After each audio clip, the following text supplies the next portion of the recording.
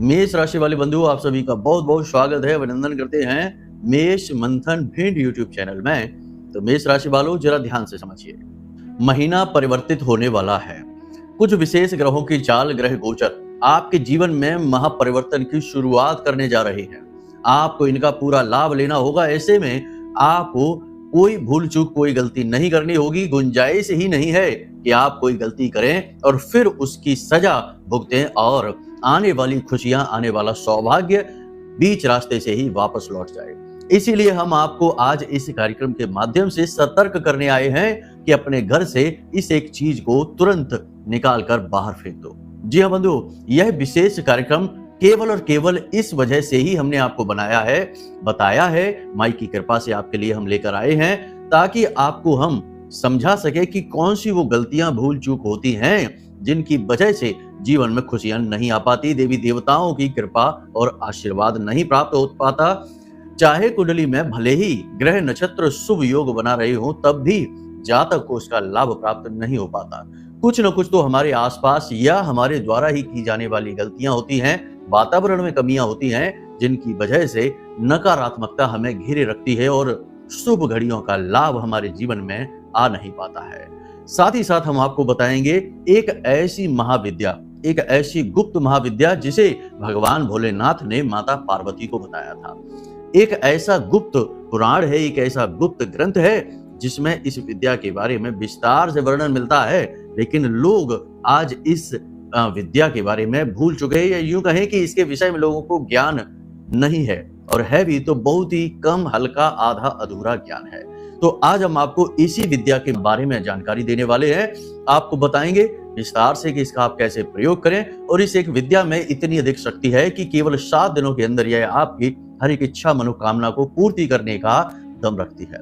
जी हाँ बंधुओं, इसी के साथ साथ आने वाले 3 से 5 दिनों की सटीक भविष्यवाणियां भी करेंगे। 5 ऐसी सटीक भविष्यवाणियां जो आपके जीवन में लगभग ज्यों की त्यों घटित होने वाली हैं। हाँ, हो सकता है कि इनमें से एक आध भविष्यवाणी किसी के जीवन में घटित ना हो, क्योंकि एक ही राशि के कई जातक होते हैं, लेकिन परिवेश, वातावरण, मानसिकता और परिस्थितियां अलग हो सकती हैं। इसकी वजह से हो सकता है कि एक आध भविष्यवाणी मैच ना करे, तो समझ लेना कि वह आपकी ही राशि के किसी अन्य भाई बंधु के लिए है। तो बस आपको कार्यक्रम को पूरा देखना है, अंत तक देखना है। कार्यक्रम के अंत में उस महाविद्या के विषय में बात होगी, उस गुप्त ज्ञान के विषय में बात होगी जो कहीं शास्त्रों में खोसा गया है, लेकिन इसे केवल प्रबुद्ध व्यक्ति ही जानता है, साधक जानते हैं, और इसकी उपयोग, इसकी महिमा, इसकी शक्ति को एक साधक से बेहतर कोई नहीं समझ सकता है। महामाई की कृपा और आशीर्वाद से हम इतने योग्य हो चुके हैं, या यूं कहें कि माई की कृपा ने इतना काबिल बना दिया कि इस ज्ञान को हम समझ सकते हैं, अपने जीवन में प्रयोग करते हैं, इसके लाभ साक्षात देखे हैं, और अब समय आ गया है कि जब इसे आपको भी समझाया जाए, ताकि आपके जीवन में जो भी नेगेटिविटी है, नकारात्मकता है, चाहे वह कहीं से भी आ रही हो, वह दूर हो जाए और बनने वाले ग्रह योगों का लाभ आपको मिले ही, साथ ही आपका खुद का ऊर्जा शरीर, या यूं कहें कि आत्म तत्व जो ब्रह्म का ही स्वरूप है और आपके अंदर विराजमान है, वह खींचकर वो सारी चीजें आपके जीवन में लेकर आए जो आपके लिए बनी है, जिन पर आपका अधिकार है, लेकिन किसी न किसी वजह से, नकारात्मकता से या फिर किसी परिस्थिति की वजह से वे आपको मिल नहीं पा रही हैं। अब समय आ गया है कि अब वे सारी चीजें आपको मिलेंगी। तो बस पूरे धैर्य के साथ, ठंडे दिमाग से इस कार्यक्रम को देखना। और एक बात आपको हम बता दें कि जो बातें हम आपको बताने वाले हैं, उन सभी बातों की जिम्मेदारी हम लेंगे, और आपको बता दें कि ये बातें बिल्कुल भी हल्के में मत लेना। ये पूर्ण रूप से प्रमाणिक है, शास्त्रीय है, और आप इन्हें खुद प्रयोग करके देखना। बिल्कुल फ्री है, केवल आपकी मेहनत, आपकी ऊर्जा लगेगी, पैसा नहीं लगेगा। अब जब आप इनके खुद रिजल्ट देखेंगे तो आप खुद भी आश्चर्य में पड़ जाएंगे। तो कहने का मतलब यह है कि सांच को आंच नहीं, प्रत्यक्ष को प्रमाण नहीं। सारी चीजें आपके सामने हम रखने वाले हैं, बस इन्हें आप आजमाना शुरू करिए। 2-4 दिन में ही इनके आपको जब सकारात्मक परिणाम मिलेंगे तो आप खुद ही इन्हें अपने जीवन में शामिल कर लेंगे, छोड़ने वाले नहीं है। तो चलिए बंधुओं, उम्मीद करते हैं कि सारी बातें आप समझ रहे हैं। कार्यक्रम को अंत तक अवश्य देखेंगे। महामाई को याद करते हुए कमेंट बॉक्स में लिख डालिए, जय मां भद्रकाली, कृपा करो। महामाई निश्चित तौर पर आपके ऊपर कृपा करेंगी, और कहेंगे हम कि आपके ऊपर माई ने कृपा कर ही दी है, तभी तो ऐसा शुद्ध विशुद्ध ज्ञान जो पूर्ण रूप से प्रमाणिक है आप तक पहुंच पाया है। याद रखना कि भगवान या महामाई जब किसी पर प्रसन्न होते हैं तो वे साक्षात प्रकट नहीं होते, किसी न किसी को माध्यम बनाते हैं और ज्ञान जीवन में प्रसारित करते हैं। और इसीलिए तो गुरु की महिमा को सबसे अधिक महत्वपूर्ण माना गया है हमारे शास्त्रों में, हमारे हिंदू धर्म में, क्योंकि गुरु ही भगवान के द्वारा दिए गए ज्ञान को शिष्य तक पहुंचाते हैं और उसके जीवन की बाधाएं हटाते हैं। इसीलिए तो गुरु का स्थान सर्वोच्च रखा गया है। तो आज इस माध्यम से आपको ज्ञान प्राप्त होने वाला है। माई को धन्यवाद कहिए और लिखिए कमेंट बॉक्स में कि मैं भी माई के परिवार का हिस्सा हूं। बड़े सौभाग्य की बात होती है कि जब हम दैवी शक्तियों से जुड़ पाते हैं। लोग तरसते हैं ऐसे अवसरों के लिए कि जब दैवी शक्तियों का आवाहन हो और लोग उनसे जुड़ पाएं। आज आपको यह अवसर घर बैठे मिल रहा है, इसे बिल्कुल भी मिस मत करना। तो चलिए बंधुओं, कमेंट बॉक्स में लिख डालिए। अब अपने मूल विषय को प्रारंभ करते हैं। प्यारे मित्रों, हमारे अत्यंत प्रिय और परम पूज्य अमिताचार्य जी के पास माँ बगलामुखी और माँ भद्रकाली की साधनाओं का वर्षों का अनुभव है और माता रानी की इनके ऊपर पूर्ण कृपा और सिद्धि है। आचार्य जी ने अपने सटीक कुंडली विश्लेषण और श्रेष्ठतम उपायों के माध्यम से हजारों लोगों के जीवन को खुशियों से भरा है। आचार्य जी का कुंडली विश्लेषण और उपाय करवाने का तरीका इतना अद्भुत है कि जीवन के हर एक दुख और कष्ट का कारण जड़ से ही समाप्त हो जाता है। फिर समस्या चाहे जैसी भी हो, कर्जा बहुत बढ़ गया हो, व्यापार चल नहीं रहा हो, बीमारियों में आप बर्बाद हो चुके हो, रिश्तों में प्रेम समाप्त हो चुका हो, या फिर नौकरी ही ना मिल रही हो, विवाह में देरी होती हो, कैसी भी समस्या हो, इन समस्याओं का कारण क्या है, कौन सी महादशा परेशान कर रही है, कौन सा दोष लगा हुआ है, सब कुछ आचार्य जी इतना सटीक बताते हैं कि वर्षों वर्ष के दुख कुछ ही दिनों में समाप्त हो जाते हैं। अगर आपके जीवन में भी कोई ऐसी संकट की घड़ी है तो यही सही समय है जब आप पूज्य आचार्य जी के हाथों से अपनी कुंडली का विश्लेषण करवाएं और वर्षों से चल रहे दुखों और संकटों के इस चक्र से बाहर निकल जाए। प्यारे मित्रों, अभी वीडियो में दिए गए नंबरों पर फोन करिए और अपनी कुंडली का श्रेष्ठतम आकलन करवा डालिए। जिंदगी बदलने का ये सबसे बड़ा मौका हाथ से मत जाने दीजिएगा। जय माई की, महामाई आपका कल्याण करे। सबसे पहले बात करेंगे 5 सटीक भविष्यवाणियों की।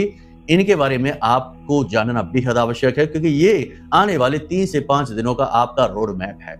इनके आधार पर आप अपने जीवन को व्यवस्थित कर सकते हैं, आने वाली मुसीबतों से बच सकते हैं और अवसरों का लाभ उठा सकते हैं। तो ध्यान से सारी बातों को समझना है। तो सबसे पहले यहाँ पर हम आपको बता दें कि आपके मन में कुछ कंफ्यूजन की स्थिति रहेगी, थोड़ी सी नकारात्मकता रहेगी। हो सकता है कि जीवन के प्रति उदासीनता का भाव भी मन में आ जाए। मतलब कहने का यह है कि आपको ऐसा लगे कि चाहे कुछ भी कर लो, जीवन में कुछ बदलने वाला नहीं है। चाहे वीडियो देख लो, चाहे उपाय कर लो, चाहे मेहनत कर लो, परिणाम तो शून्य ही रहने वाला है। तो क्या फायदा है किसी भी चीज को जानने का, समझने का और उसे उपयोग में लाने का। मतलब कहने का यह है कि अभी नकारात्मकता आपके जीवन से गई नहीं है तो सर्वप्रथम नकारात्मकता का ही प्रभाव दिखाई देगा।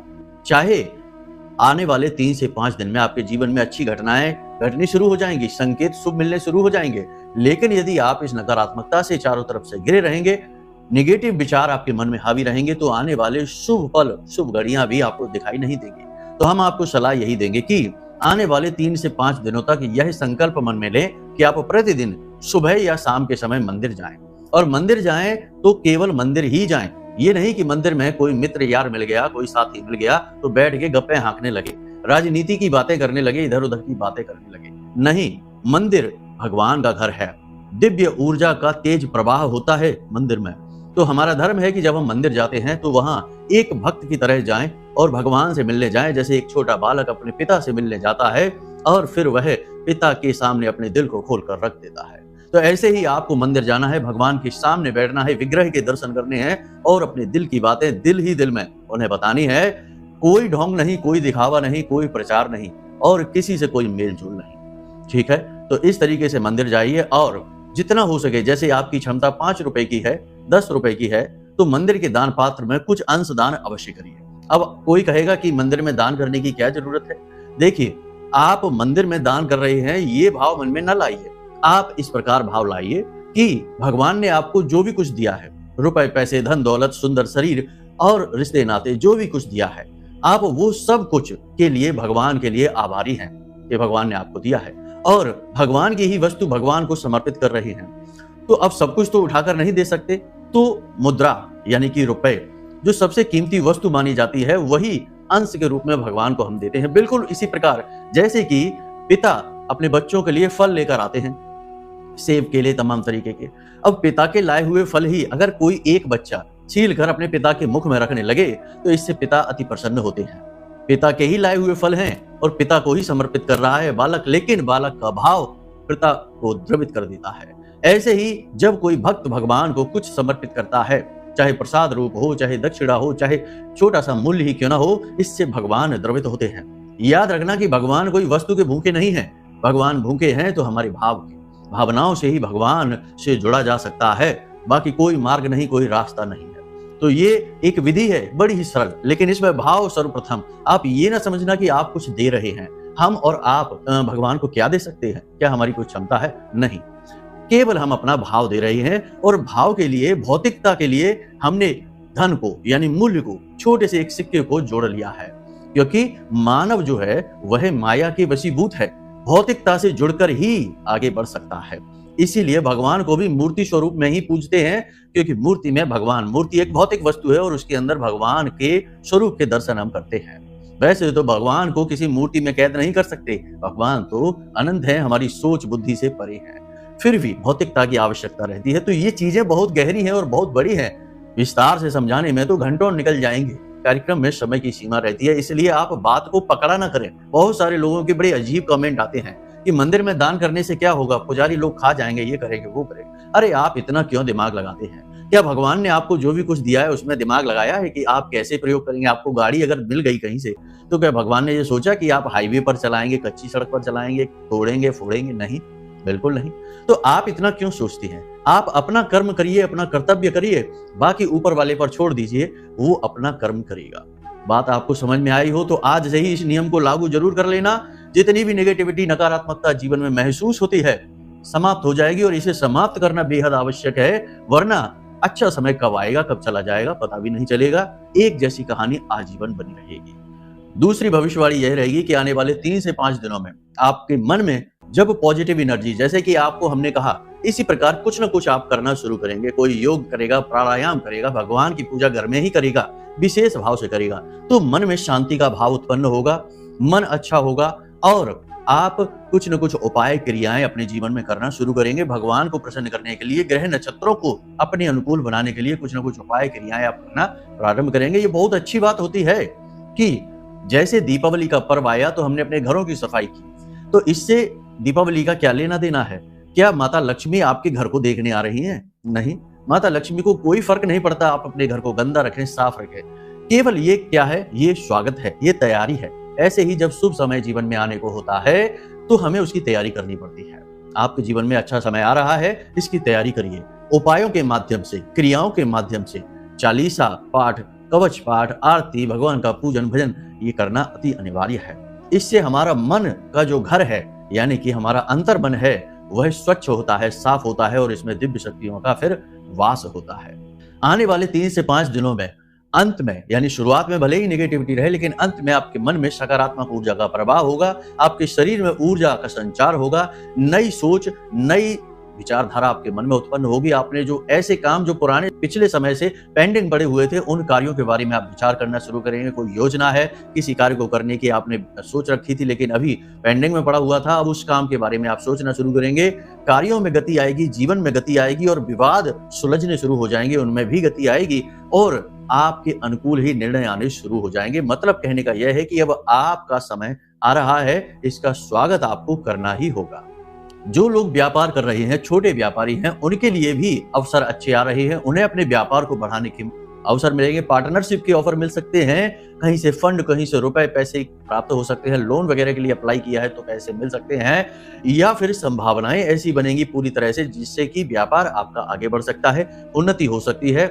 याद रखना कि यदि आपको कर्जा ही लेना है, लोन वगैरह कुछ भी लेना है, तो उसका पूरा का पूरा भाग अपने व्यापार को बढ़ाने में ही प्रयोग करना, व्यक्तिगत खर्चों में उधार लेकर खर्चा नहीं करना, वरना यह बहुत ही ज्यादा खराब माना जाता है। इस तरह से मां लक्ष्मी का तो अपमान होता ही है, जीवन में भी नकारात्मकता आ जाती है, राहु नेगेटिवली एक्टिवेट हो जाता है। तो ऐसा आपको नहीं करना है।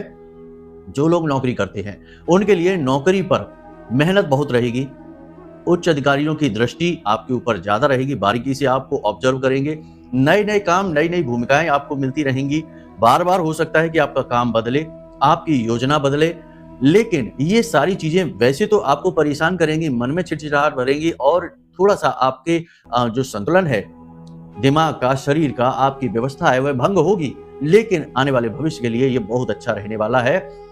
एक बात आपको और बता दें कि भले ही आपको अच्छा ना लगे या कुछ भी आपको वातावरण अच्छा ना लगे अपने कार्यस्थल पर, लेकिन आप मेहनत डट के करेंगे। आपका स्वभाव ही यही है कि जो काम आपको मिले उसमें आप डट के मेहनत करते हैं, पूरा प्रयास लगाते हैं और यही भावना आपको विजयी बनाने वाली है।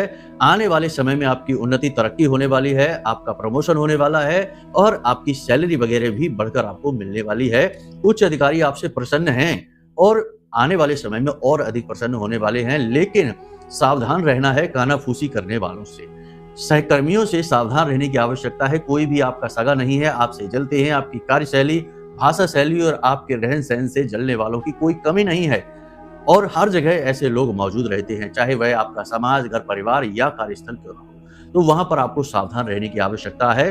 काम से काम रखें, उतनी ही बात करें जितनी की आवश्यकता है और व्यक्तिगत जीवन की बातें किसी से भी शेयर ना करें, ये बहुत बड़ी भूल हो जाएगी। एक बात यहाँ पर हम आपको बता दें कि आने वाले 3 से 5 दिनों में, अंत के समय में आपको एक विशेष अवसर मिलने वाला है। व्यापारी है तो व्यापार को बढ़ाने का अवसर, बेरोजगार हैं तो नई नौकरी का अवसर और यदि नौकरी कर रहे हैं तो उन्नति प्राप्त करने का अवसर आपको प्राप्त होगा। यानी कि एक बहुत अच्छा चांस, गोल्डन चांस जिसे हम कहेंगे, जो जीवन को बदलने वाला होता है, ऐसा विशेष अवसर आपके जीवन में आ रहा है। ग्रह नक्षत्रों की चाल यह कह रही है और हमारी खुद की जो महामाई के द्वारा दी गई अनुभूतियां हैं वो भी इसी ओर इशारा करते हैं कि कहीं ना कहीं से आपके जीवन में एक बहुत बड़ा अवसर, गोल्डन चांस आ रहा है। इसे पहचान जरूर लेना, क्योंकि दिव्य शक्तियां जब किसी के जीवन को बदलना चाहती हैं तो सांकेतिक रूप से संपर्क करती हैं। सामने खड़े होकर आपको कौन क्या देने वाला है ये स्पष्ट नहीं है, परंतु आपको अवसर अवश्य प्राप्त होगा। तो संकेतों को पहचान लेना और बहुत ही शांत मन से रहना है। 3 से 5 दिनों में अपने मन को विचलित नहीं होने देना है, किसी से बहस नहीं करनी है, किसी से झगड़ा नहीं करना है। यदि ऐसी स्थिति बने, जो कि जरूर बनेगी, तो आपको शांत रह जाना है, उस माहौल, उस जगह को छोड़ देना है। अपने मन में हलचल नहीं मचने देनी है, मन को शांत रखना है। और अगर आप चाहें तो अपने मन को शांत करने के लिए कुछ अभ्यास कर सकते हैं, जैसे कि आंखें बंद करके और इस तरह से मुद्रा लगाएं। इसे ज्ञान मुद्रा कहते हैं। इसमें अंगूठा हमारा मंगल होता है और तर्जनी हमारी गुरु होती है। तो जब इन दोनों को मिला देते हैं तो ये ज्ञान मुद्रा बनती है। तो दोनों को मिला देते हैं और बीच में थोड़ा सा सरसों का तेल लगाकर इस तरीके से हम मलेंगे और आंखें बंद करके ध्यान मुद्रा में बैठेंगे इस प्रकार से और मंत्र बोलेंगे, ओम अंग अंगारकाय नमः, ओम अंग अंगारकाय नमः। बहुत ही सरल मंत्र है, मंगल का मंत्र है। जब आप इस मंत्र का उच्चारण करेंगे तो आपके अंदर जो निगेटिव एनर्जी होगी या मन में उथल पुथल होगी, किसी भी प्रकार की नकारात्मकता होगी, डर भय होगा, संकोच होगा, घबराहट होगी, सब धीरे धीरे शांत होने लगेगा। किसी भी प्रकार का विचार उस समय आपको मन में नहीं लगाना है। बहुत ही शक्तिशाली क्रिया है। इससे हमारा चंद्रमा अनुकूल होने लगता है, मंगल हमारा अनुकूल होने लगता है। और याद रखना कि जिसका मंगल और चंद्रमा दोनों अनुकूल हो गए, वो व्यक्ति कुछ भी कर सकता है। देखिए, मंगल जो है वो कुंडली की शक्ति है, ऊर्जा है, एनर्जी है। वो एक सैनिक है, उसे लड़ना आता है और कोई भी बड़ा काम करने के लिए युद्ध स्तर पर कार्य करना पड़ता है, कठोर परिश्रम करना पड़ता है, जिसके लिए ऊर्जा की आवश्यकता होती है और वह है मंगल। दूसरा कि मन शांत होना चाहिए। निर्णय लेने की क्षमता तभी उज्जवल होती है, प्रबल होती है, जब इंसान का मन शांत होता है और मन है चंद्रमा। तो चंद्रमा को और मंगल को जो अनुकूल बना लेता है, उसके जीवन में उन्नति कोई रोक ही नहीं सकता है। तो आपको इस अभ्यास को प्रतिदिन करना है। बेहतर होगा कि सुबह या शाम के समय करें, थोड़ी सी अंधेरे में बैठें, तेज रोशनी में नहीं और शोर शराबे में ना बैठें। इस अभ्यास को करें, आपको अद्भुत शांति का एहसास होगा। ठीक है, तो ये चीजें हैं। अब बात करते हैं कि कौन सी वो चीज है जिसे आपको अपने घर से निकाल फेंकना है। देखिए, हम अपने ऊपर कितना ही कार्य कर लें, लेकिन यदि हमारे आसपास का वातावरण ऐसा है जो कि दूषित है, नकारात्मक है, जीवन को नेगेटिव तरीके से प्रभावित करने वाला है, तो हमारे ऊपर किया गया हमारा कार्य भी निष्फल होने लगता है। हमने मंत्रोच्चारण किए, पूजा पाठ अनुष्ठान किए, अपने आप को शुद्ध बना लिया, लेकिन वातावरण अशुद्ध है, तो उसमें जो नेगेटिविटी भरी हुई है वह आपको आज नहीं तो कल प्रभावित कर ही देगी। इसीलिए तो कहा गया है कि संगत ही गुण उपजय, संगत ही गुण जाए। यानी कि संगत से गुणों का आदान प्रदान हो जाता है। मतलब आसपास के वातावरण और लोगों से। तो कहने का मतलब यह है कि वातावरण के बारे में जानकारी होना बेहद आवश्यक है, इसे अनुकूल बनाना अति आवश्यक है। तो सबसे पहली बात आपके घर की ही करेंगे, क्योंकि आपके जीवन का सबसे महत्वपूर्ण भाग और सबसे ज्यादा समय आपके घर में ही व्यतीत होता है। तो घर को अनुकूल बनाना अति आवश्यक है, इसे मंदिर भी कहते हैं। लगभग 45 प्रकार के देवी देवताओं का वास आपके घर में माना गया है। ठीक है, तो आपको ध्यान से समझना है। सबसे पहले आपकी हम घर की बात करेंगे ईशान कोण की। भगवान भोलेनाथ का कोना है और देवगुरु बृहस्पति का भी कोना होता है यह।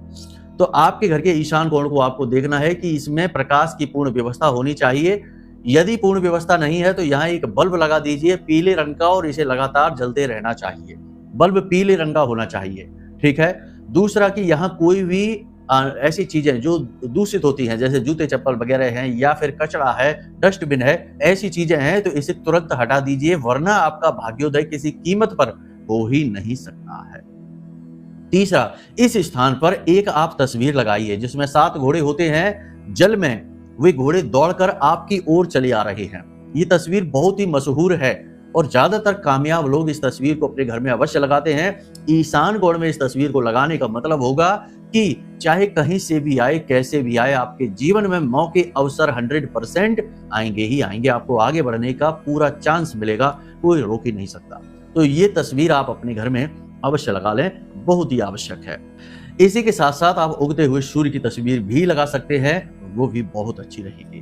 तो ईशान कोण के साथ साथ अब बात करेंगे हम आपके घर के ब्रह्म स्थान की। घर का बीचों बीच का जो स्थान होता है उसे गहरा नहीं होना चाहिए, उसमें दूषित चीजें नहीं होनी चाहिए। जूते चप्पल वगैरह लोग अपने घर के आंगन में ही उतार देते हैं, नहीं होनी चाहिए।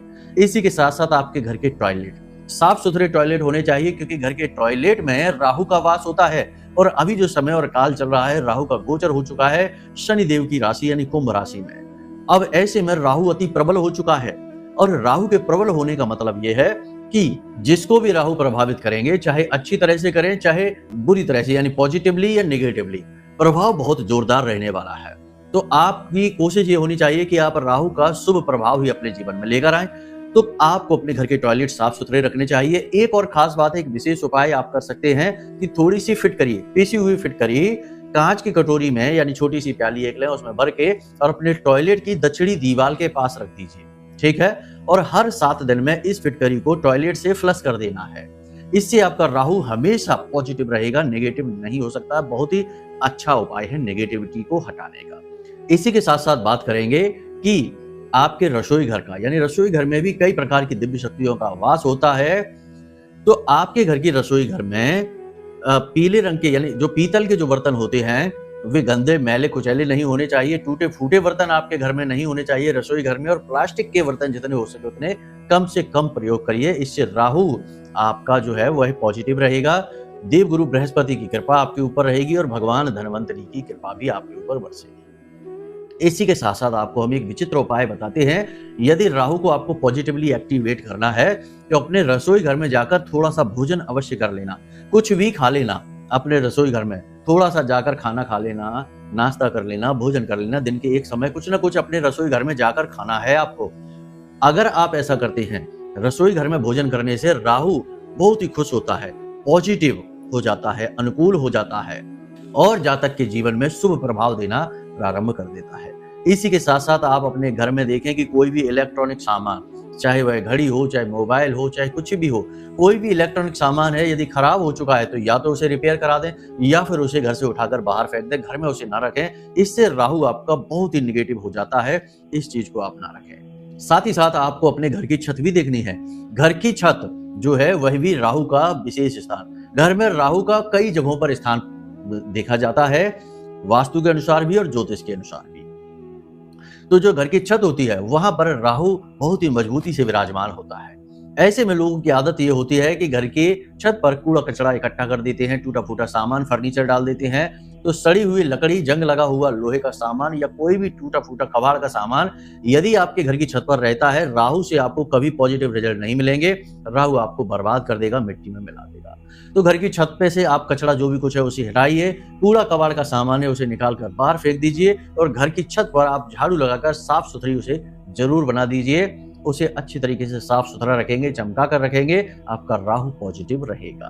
तो ये सारी बातें हमने आपको सामान्य तौर पर बता दी है, लेकिन अब हम आपको बताने जा रहे हैं उस एक चीज के विषय में जिसे आपको अपने घर से निकाल कर बाहर फेंकना है, मादक पदार्थ। बहुत से लोगों की आदत होती है कि शराब, जिसे वारोड़ी कहते हैं, बहुत से लोग इसे सोमरस कह देते हैं, लेकिन ये अल्प ज्ञान है। सोमरस एक बहुत ही दिव्य पेय हुआ करता था जो देवी देवता ग्रहण करते थे, जिससे वे चिर यौवन रहा करते थे। तो सोमरस तो बहुत ही, आयुर्वेद में भी इसका वर्णन मिलता है, बहुत ही दिव्य पेय है। लेकिन ये जो शराब है ये सोमरस नहीं है, इसे वारुणी कहते हैं। समुद्र मंथन में जो 14 रत्न निकले उसमें से एक रत्न यह भी था, लेकिन इसे राक्षसों ने ग्रहण कर लिया। देवताओं से इसका कोई वास्ता नहीं है, यानी कि जहां पर वारुणी होगी वहां देवता नहीं राक्षस रहेंगे। अब राक्षस कौन है? राहु है। और कुछ कुछ राक्षसी गुण शुक्र और शनि में भी देखने को मिलते हैं। तो आपके घर में यदि शराब रखी है, अब चाहे उसका उद्देश्य कुछ भी हो, दवा के लिए, बहुत से लोग दवा के लिए रख लेते हैं कि ऐसा मान्यता है, मानते हैं लोग, प्रयोग भी करते हैं कि बच्चों को सर्दी जुकाम बुखार होगा तो थोड़ी सी आधी ढक्कन शराब दे देंगे तो उससे वो ठीक हो जाएंगे। या फिर बहुत से लोगों को शौक होता है इस चीज को रखने का, लेते भी हैं लोग सुबह शाम जब भी उनकी इच्छा। तो ये तो गंदी बातें हैं, गलत चीजें हैं। मतलब कि आपके घर में वारुणी किसी भी कीमत पर नहीं होनी चाहिए, एक बूंद भी नहीं इसकी। अगर यह आपके घर में है तो 100% राक्षस भूत प्रेत पिशाच आपके घर में घूमेंगे, देवता तो किसी भी कीमत पर नहीं रहेंगे। और सबसे बुरी बात यह है कि लोग इसे अपने सोने वाले कमरे में, यानी अपने बेडरूम में रखते हैं, ड्राइंग रूम में रखते हैं। ये बहुत ही गलत होता है। यहाँ पर दिव्य शक्तियों का प्रबल प्रवाह होता है। यहाँ पर इन चीजों का रखना तो मतलब अपने विनाश को आमंत्रण देना है। तो आपके घर में यदि ये चीज रखी हुई है, कोई भी मादक पदार्थ, नशीला पदार्थ, उसे निकाल कर बाहर फेंक दो, बहुत ही गलत है ये। अब हमने आपको बताया था कार्यक्रम की शुरुआत में कि स्वर विज्ञान है, यानी कि एक बहुत ही शक्तिशाली विद्या है। तो एक प्राचीन काल का ग्रंथ है जिसका नाम है शिव स्वरोदय। इस ग्रंथ में भगवान भोलेनाथ माता पार्वती को बता रहे हैं कि इंसान के जो शरीर है, जो ये संचार होता है, यहाँ जो प्राण वायु है उसी की वजह से यह शरीर में आत्मा वास कर पाती है। यदि प्राण वायु यानी कि श्वसन क्रिया रुक जाए तो प्राण शरीर में रह ही नहीं सकते हैं। यानी वायु के माध्यम से प्राणों का प्रवाह हमारे संपूर्ण शरीर में होता है और उसी से हमारा ऊर्जा शरीर भी प्रबल होता है। इसीलिए आपने देखा होगा कि यदि आपका मन घबरा जाता है तो आपकी श्वास आधी हो जाती है और जल्दी जल्दी आने लगती है, और जब मन शांत होता है आपका तो आपकी श्वास पूरी जाती है नाभि तक और धीमी सांस होती है। यानी कि आपके प्राणों की, यानी श्वास की गति पर निर्भर करता है कि आपके प्राणों की स्थिति क्या है आपके इस शरीर में और आपका ऊर्जा शरीर कैसा है। तो ये स्वर विज्ञान है। इसके बारे में चीजें लोगों को बहुत ही कम पता है, लेकिन ये बहुत ही शक्तिशाली है। इसके बारे में विस्तार से हम अपने अगले कार्यक्रम में बताएंगे, लेकिन अभी फिलहाल आपको ये बता देते हैं कि हमारे जो ऊर्जा शरीर है उसमें 3 नाड़ियां होती हैं, ईड़ा, पिंगला और सुषुम्ना। ईड़ा नाड़ी को सूर्य नाड़ी कहते हैं, पिंगला को हम चंद्र नाड़ी कहते हैं और सुषुम्ना नाड़ी को हम प्राण नाड़ी कहते हैं। अब हमारी प्राण ऊर्जा सुषुम्ना नाड़ी में बहती है और ईड़ा और पिंगला की शक्ति से वह ऊपर उठती है। कहने का मतलब यह है कि यदि आपकी दाहिनी नाक से श्वास बाहर आ रही है तो सूर्य स्वर चल रहा है, बाई नाक से श्वास बाहर आ रही है तो चंद्र स्वर चल रहा है, और यदि दोनों नाक से श्वास बाहर आ रही है, जो कि बहुत ही कम समय के लिए होता है, मुश्किल से 5 से 7 मिनट के लिए, और दिन में हर 6 घंटे में एक बार ये स्वर बदलते हैं, उस समय ये बीच में यानी कि दोनों नासिकाओं से एक बराबर मात्रा में श्वास बाहर आती है, तब सुषुम्ना नाड़ी सक्रिय होती है, यानी हमारे प्राण ऊर्जा अति प्रबल हो जाती है। वही समय है जब आप किसी भी चीज को अपने जीवन में आकर्षित कर सकते हैं। जी हाँ, ये आकर्षण की विद्या है। आपकी यदि कोई इच्छा मनोकामना है तो आप दिन में चेक करते रहिए श्वास बाहर छोड़कर। जब भी दोनों नासिकाओं से बराबर मात्रा में श्वास बाहर आ रही है तो थोड़ी देर के लिए आंख बंद करके बैठ जाइए और मंत्र उच्चारण करिए, ओम क्लीम। ध्यान से सुनिए, ओम क्लीम। इस मंत्र का आपको उच्चारण करते हुए अपनी उस इच्छा मनोकामना को पूरी होते हुए विजुअलाइज करना है, यानी देखना है कि आप नौकरी चाहते हैं तो आपकी नौकरी लग चुकी है, बिजनेस में तरक्की चाहते हैं तो आपका बिजनेस बहुत बड़ा हो चुका है, किसी भी प्रकार का रिश्ते नाते में यदि खराबी है, पति पत्नी के बीच विवाद है, तो आप यदि उन्हें अपने जीवन में लाना चाहते हैं तो इसी प्रकार की आप परिकल्पना करिए। ये परिकल्पना जो है इसे धारणा कहते हैं, और धारणा जितनी प्रबल होगी और सही समय और काल पर की जाएगी तो वही हमारे जीवन की वास्तविकता बन जाती है। इसीलिए वेदों में कहा गया है कि यत पिंडे तत ब्रह्मांडे। जैसी आपकी मनोदशा वैसी ही आपकी बहिर्दशा यानी कि परिस्थिति। मन स्थिति जैसी वैसी परिस्थिति। कहने का मतलब यह है कि आप इसका प्रयोग करके देखिए, 7 दिनों में आपकी इच्छा मनोकामना पूरी होनी शुरू हो जाएगी। इसके विषय में विस्तार से हम अपने अगले कार्यक्रम में बताएंगे। तो उम्मीद करते हैं कि जो बातें हमने आपको बताई हैं वे आपके जीवन में बहुत बड़ा योगदान देने वाली हैं, क्योंकि बातें श्रेष्ठतम हैं और इन बातों का प्रयोग करके आप अपने जीवन में तरक्की करेंगे, आगे बढ़ेंगे। अब यदि आपके जीवन में बड़ी अड़चनें हैं, लंबे समय से पीड़ाएं चली आ रही हैं, रुकने का नाम नहीं ले रही हैं, तो आप कुंडली का विश्लेषण करा सकते हैं। हम आपकी कुंडली के योग, युतियां, दोष और जो भी अनुकूलता प्रतिकूलताएं हैं सबके बारे में आपको विस्तार से बता देंगे। कुंडली के अनुसार सटीक उपाय आपको दे देंगे। फिर आपके जीवन से हर बाधा हट ही जाएगी, तो फिर क्यों नहीं ईश्वर की कृपा आएगी। हजारों लोगों ने इसका लाभ ले लिया है, अब आप भी ले सकते हैं। वीडियो में दिए गए नंबर पर आप फोन करिए, आपको सारी जानकारी प्राप्त हो जाएगी। तो चलिए बंधु, आज के कार्यक्रम को यही विराम देते हैं। हमेशा हंसते रहिए, मुस्कुराते रहिए, सकारात्मक रहिए, महामाई पर अपनी आस्था और विश्वास बनाकर रखिए, क्योंकि आपका उद्धार तो वहीं से होना है।